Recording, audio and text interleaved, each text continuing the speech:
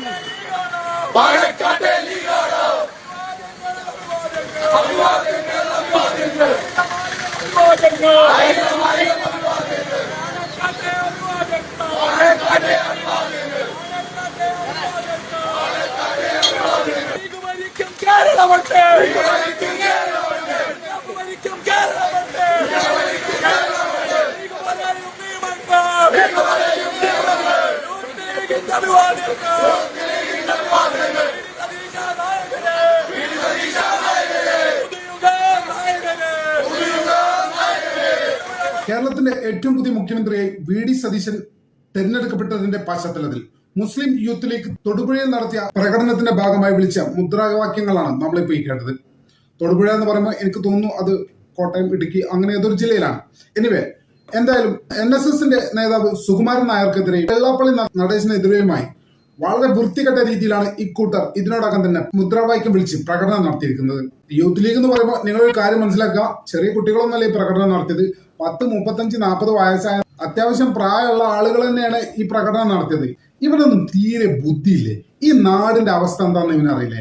ഇവനൊക്കെ ഇത്തരത്തിൽ വൃത്തികെട്ട മുദ്രാവാക്യം വിധിക്കുമ്പോൾ അതിന്റെ പിന്നിലൊക്കെ മുതലെടുക്കാൻ നടക്കുന്ന ആളുകൾ ഉണ്ട് എന്നുള്ള സാമാന്യ ബോധം ഇവനൊക്കെ എങ്ങനെയാണ് ഇല്ലാതായത്? പാണക്കാട്ടെ ലീഗാണ് പോലും, ഞങ്ങളുടെ സമീപ നാടായ പാണക്കാടിനെ പോലും, അവിടുത്തെ സാധാത്യങ്ങളെ പോലും, തങ്ങൾ കുടുംബത്തിനെ പോലും, തങ്ങന്മാരെ പോലും അപമാനിക്കാൻ, പറയിപ്പിക്കാനായിട്ട് ഇങ്ങനെ കുറെ എണ്ണം പ്രകടനമൊക്കെ നടത്തി റോട്ടിൽ കൂടെ നടക്കുന്നു. ഇവരൊക്കെ നാണമുണ്ടോ? കാള പോലെ ആയില്ലടോ നീയൊക്കെ. പ്രകടനം നടത്തി വിളിക്കുന്ന മുദ്രാവാക്യം. നീയൊക്കെയാണ് നാളെ ഇവിടുത്തെ പഞ്ചായത്തും മുനിസിപ്പാലിറ്റിയൊക്കെ ഭരിക്കാനുള്ള ആള്. നിന്നെ പോലത്തെ ഇത്രയും ബോധമില്ലാത്ത, അന്തമില്ലാത്ത, കഥയില്ലാത്ത മൊയന്തുകൾ വിളിക്കുന്ന മുദ്രാവാക്യം കണ്ടില്ലേ? ഒരു മുഖ്യമന്ത്രിയെ തെരഞ്ഞെടുത്ത് അദ്ദേഹത്തിന് അഭിവാദ്യം വിളിച്ചു മുദ്രാവാക്യം പലയിടങ്ങളിലും നടന്നിട്ടുണ്ട്. അതൊക്കെ സ്വാഭാവികമായിട്ടും ഉണ്ടാവുകയും ചെയ്യും. പക്ഷെ ഇവന്മാര് ചെയ്ത പണി എന്താണോ? ലീഗിന്റെ പേരിൽ, ലീഗ് എന്ന് പറഞ്ഞാൽ ആരാണ്? ബാഫക്കി തങ്ങളും, ശിഹാബ് തങ്ങളും, CH-ഉം, സീതിയാജിയും, കുഞ്ഞാലിക്കുട്ടി സാഹിബും, ഷാജിയും, MK മുനീറൊക്കെ അടങ്ങുന്ന ലീഗിന്റെ പേരും പറഞ്ഞാണ് ഈ വൃത്തികെട്ടവന്മാർ, ഈ രാഷ്ട്രീയ പക്വത ഇല്ലാത്ത ഈ വൃത്തികെട്ടവന്മാർ മുദ്രാവാക്യം വിളിച്ച് റോട്ടിലിറങ്ങി നിൽക്കുന്നത്. ഇതിനൊക്കെ തക്കം പാർത്തിരിക്കുന്ന ഈ അവസരങ്ങളൊക്കെ കൃത്യമായി മുതലാക്കാൻ ഈ നാട്ടിൽ വിദ്വേഷ രാഷ്ട്രീയം കളിക്കുന്ന ആളുകൾ ഉണ്ട് എന്നുള്ള ബോധം പോലും ഇല്ലാത്ത ഇവനൊക്കെ എങ്ങനെയാണ് ലീഗിൽ ബന്ധപ്പെട്ടത് എന്നാണ് എന്റെ സംശയം. ഈ അടുത്ത കാലത്തായിട്ട് ലീഗിൽ ഇത്തരം മൊയന്തുകൾ കുറെ അടിഞ്ഞുകൂടിയിട്ടുണ്ട്. അതെങ്ങനെയാണെന്ന് എനിക്ക് അറിയില്ല. എന്തായാലും ലീഗ് നേതൃത്വം അതിലൊക്കെ കൃത്യമായിട്ടൊരു പരിശോധന വരുത്തി ഇത്തരം മൊയന്തുകളെ, രാഷ്ട്രീയ പക്വതയില്ലാത്ത ഇത്തരം മൊയന്തുകളെയൊക്കെ പാർട്ടിയിൽ നിന്ന് പുറത്താക്കണമെന്നാണ് എന്റെ വ്യക്തിപരമായിട്ടുള്ള അഭിപ്രായം. എന്തിനാണ് ഇങ്ങനെയുള്ള ആളുകൾ പ്രസ്ഥാനത്തിനെയും പാണക്കാട് കുടുംബത്തെയും പാണക്കാട്ടെ സാധാത്യങ്ങളെയും അപമാനിക്കാനല്ലാതെ ഇവനെ കണ്ടൊക്കെ എന്തിനാ കൊള്ളുക? മറ്റുള്ളവർക്ക്, വിദ്വേഷികൾക്ക് എല്ലാ അവസരവും ഈ നാട്ടിൽ ഉണ്ടാക്കി കൊടുക്കുന്ന ഇത്തരം മൊയന്തുകളെ ഉടൻ തന്നെ കണ്ടെത്തണമെന്നും അവരെ നിയന്ത്രിക്കണമെന്നുമാണ് വിനീതമായിട്ടൊരു അപേക്ഷ. എന്തായാലും മുസ്ലിം ലീഗ് എന്ന പ്രസ്ഥാനം ഇവനെ പോലെയൊക്കെ മൊയന്തുകളല്ലാത്തതുകൊണ്ടും രാഷ്ട്രീയ പക്വതയും രാഷ്ട്രീയ മാന്യതയുമുള്ള ആളുകളായതുകൊണ്ടും ഇവനെയൊക്കെ കമ്മിറ്റിയോടെ പിരിച്ചുവിട്ടു. കമ്മിറ്റിയോടെ ലീഗ് പിരിച്ചുവിട്ടു. ആ ജില്ലയിലെ ഈ മുദ്രാവാക്യം വിളിച്ച ആളുകളുടെ ആ ജില്ലയിലെ ഈ മുദ്രാവാക്യം വിളിച്ച ആളുകൾ ഉൾപ്പെടുന്ന ആ ജില്ലാ കമ്മിറ്റിയെ ഒന്നായിട്ട് ലീഗ് തിരിച്ചുവിട്ടു. തീർച്ചയായിട്ടും മുസ്ലിം ലീഗ് അത് ചെയ്യും. മുസ്ലിം ലീഗേ അത് ചെയ്യും.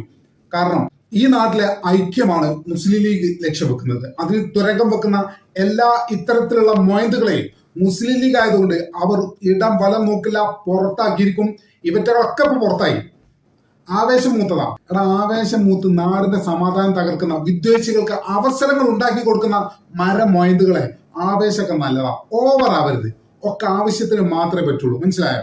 നിന്റെയൊക്കെ ഈ വിവരക്കേട് കാരണം, നിന്റെയൊക്കെ ഈ പിരാന്ത് കാരണം ഈ നാട്ടിൽ എന്തൊക്കെ പ്രശ്നങ്ങളാണ്, എന്തൊക്കെ അപഖ്യാതികളാണ് മുസ്ലിം ലീഗിനെതിരെയും UDF-നെതിരെയും വിശിഷ്ട നീയൊക്കെ വിളിച്ച VD സതീശിനെതിരെയും സോഷ്യൽ മീഡിയയിൽ അടക്കമുള്ള നവമാധ്യമങ്ങളിൽ സമൂഹത്തിലാകപ്പാടെ തന്നെയും വിദ്വേഷികളായ രാഷ്ട്രീയ മുതലെടുപ്പുകാർ നിന്റെയൊക്കെ വിവരക്കേട്, നിന്റെയൊക്കെ മൊയന്തത്തരത്തിന്റെ പ്രതിഫലനം എങ്ങനെയാണ് പ്രതികരിച്ചതെന്ന് നിനക്ക് വല്ല ബോധമുണ്ടടാ? മരമൊയന്ത് ഈ ഒരു പ്രകടനത്തിൽ പങ്കെടുത്ത മരമൊയന്തുകളെ, മുസ്ലിം ലീഗിനെ, പാണക്കാട്ടെ സാധാത്യങ്ങളെ അപമാനിക്കാനല്ലടാ നിങ്ങൾ ഇറങ്ങിയത്. നിങ്ങൾ സത്യം പറയാം, നിങ്ങൾ മുസ്ലിം ലീഗിൽ തന്നെയാണോ അതോ വേഷം കെട്ടി വന്ന സഖാക്കളാണോ? എനിക്ക് സംശയമുണ്ട്. അത്രത്തോളം പാണക്കാട്ടെ സാധാത്യങ്ങളെ പോലും അപമാനിക്കുന്ന രീതിയിലായിരുന്നു നിന്റെയൊക്കെ പട്ടിഷോ ഇന്നലെ നടത്തിയിരുന്നത്. നീയൊക്കെ ചെയ്തതിന്റെ ഫലം എങ്ങനെയാണ് ഈ സമൂഹത്തിൽ പ്രതിഫലിച്ചതെന്നുള്ള സാമാന്യ ബോധമെങ്കിലും ഉണ്ടാ നിനക്കൊക്കെ. ഞാൻ കാണിച്ചു തരാം, എന്നാ നോക്കിക്കോ. ഇതിട്ടത് അനൂപ് ആന്റണിയാണ്. ലീഗ് ഭരിക്കും കേരള മണ്ണിൽ ലീഗ് പറയും നിയമങ്ങൾ, ലീഗ് ഭരിക്കും കേരള മണ്ണിൽ ലീഗ് പറയും നിയമങ്ങൾ. പെരുന്നയിലുള്ള ഒരു നായരെ ആലപ്പുഴയിലെ വെള്ളാപ്പള്ളി തെമ്മാടി വല്ലാണ്ടങ്ങ് ചൊറിയല്ലേ ലീഗാടാ, ഇത് ലീഗാടാ. VD സതീശൻ മുഖ്യമന്ത്രി കസേരയിൽ എത്തിയതിനു പിന്നാലെ യഥാർത്ഥ ഹൈക്കമാൻഡ് ആരാണെന്ന് ഈ വരികളൊക്കെ വിളിച്ചു പറയുന്നു. BJP പറഞ്ഞ രാഷ്ട്രീയ സത്യങ്ങൾ ഇന്ന് കേരളത്തിന്റെ തെരുവുകളിൽ വേട്ടക്കാരുടെ നാവിൽ നിന്ന് തന്നെ മുഴുകുകയാണ്. ഇതാണ് കോൺഗ്രസ് വാഗ്ദാനം ചെയ്ത പുതിയ കേരളം. സത്യത്തിൽ ഇത് വല്ലതും ആണോ? ഈ വിവരം കെട്ടവന്മാർ വല്ലതും ചെയ്തെന്ന് വെച്ച് മുതലെടുപ്പിന് നടക്കുന്ന ആളുകൾ പ്രചരിപ്പിക്കുന്നത് ഇത്തരത്തിലാണ്. ഇത് മാത്രമല്ല, ഇനിയുണ്ട്. ഇപ്പൊ നമ്മൾ കാണുന്ന ജനൻ ടിവിയുടെ ന്യൂസാണ്. ജനൻ TV ആരാണെന്ന് എല്ലാവർക്കും അറിയാലോ. മറ്റൊരു പോസ്റ്റ് ഡോക്ടർ KS രാധാകൃഷ്ണൻ. ഇദ്ദേഹം ആരാണെന്ന് വ്യക്തിപരമായിട്ട് എനിക്കറിയില്ല. എന്റെ അറിവുകേട് കൊണ്ടായിരിക്കും. അദ്ദേഹം ഒരു പക്ഷേ വലിയ ആളായിരിക്കും, എനിക്കറിയാത്തതുകൊണ്ടാണ്. ഈ മൊയന്തുകൾ നടത്തിയ ഈ പ്രകടനത്തിലെ മുദ്രാവാക്യങ്ങളെ ലക്ഷ്യം വെച്ചുകൊണ്ട് അദ്ദേഹവും ഇത്തരത്തിൽ സംഘപരിവാറിന്റെ ആളാണ്, സംഘപരിവാർ അനുകൂലിയാണ്. അദ്ദേഹം പ്രചരിപ്പിച്ച ന്യൂസ് എത്തരത്തിലാണെന്ന് നോക്കൂ. BJP എന്ന പാർട്ടിയുടെ ഔദ്യോഗികമായിട്ടുള്ള ഫേസ്ബുക്ക് പേജാണ് ഇത് പുറത്തുവിട്ടത്.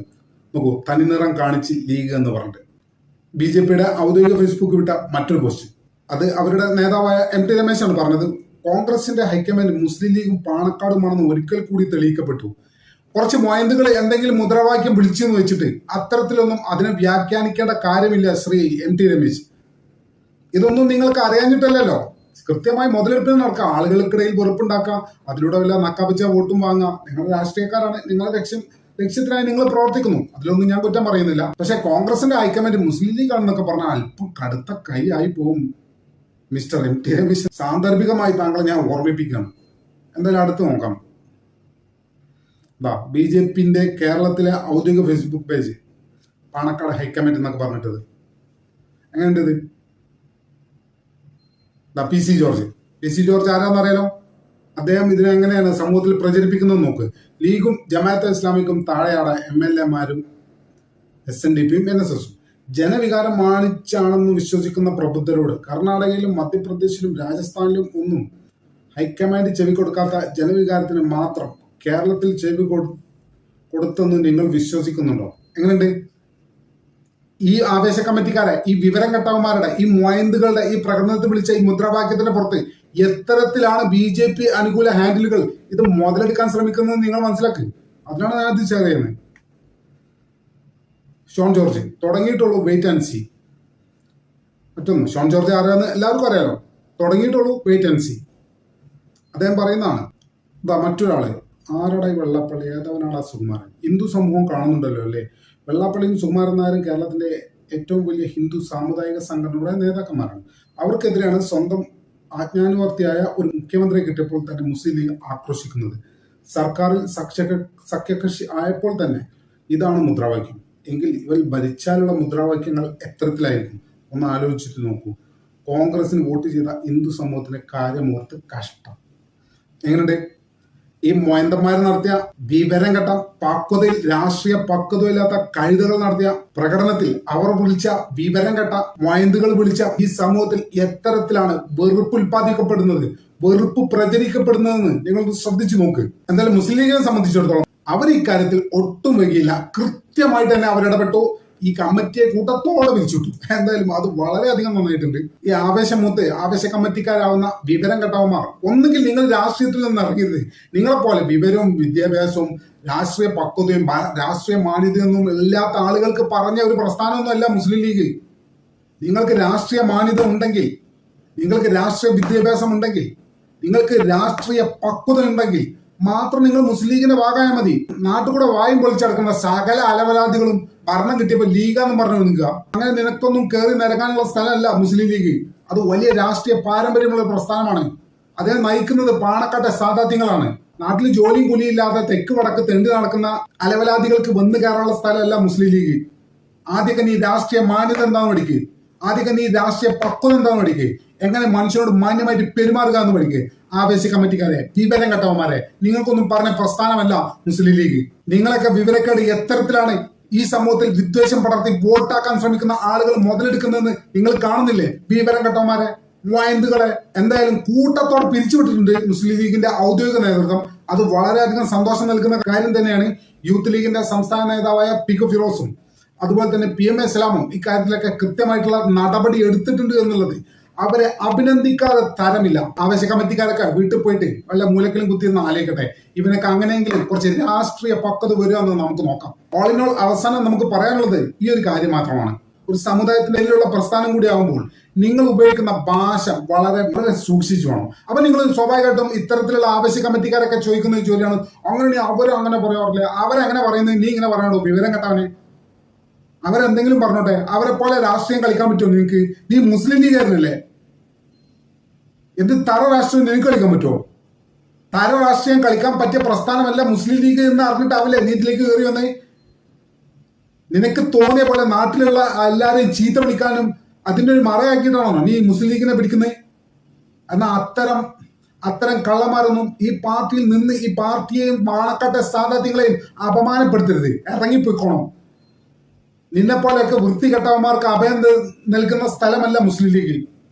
ഇത് ബാഫക്കി തങ്ങളെ പാർട്ടിയാണ്, പാണക്കാട്ടെ സാദാത്യങ്ങളെ പാർട്ടിയാണ്, ശിഹാബ് തങ്ങളെ പാർട്ടിയാണ്, ഹൈദരലി തങ്ങളെ പാർട്ടിയാണ്, സാദിഖ് അലി തങ്ങളുടെ പാർട്ടിയാണ്. മനസ്സിലായോ? നിനക്കൊക്കെ വന്ന് തോന്നിയാസം വിളമ്പാനുള്ള സ്ഥലം ഇത്. എന്തായാലും തുടർ നടപടികളൊക്കെ പാർട്ടി തലത്തിലും ഒക്കെ പുരോഗമിച്ചുകൊണ്ടിരിക്കുകയാണ്. അത് നല്ല രീതിയിൽ തന്നെ അവസാനിക്കുമെന്ന് നമുക്ക് പ്രതീക്ഷിക്കാം.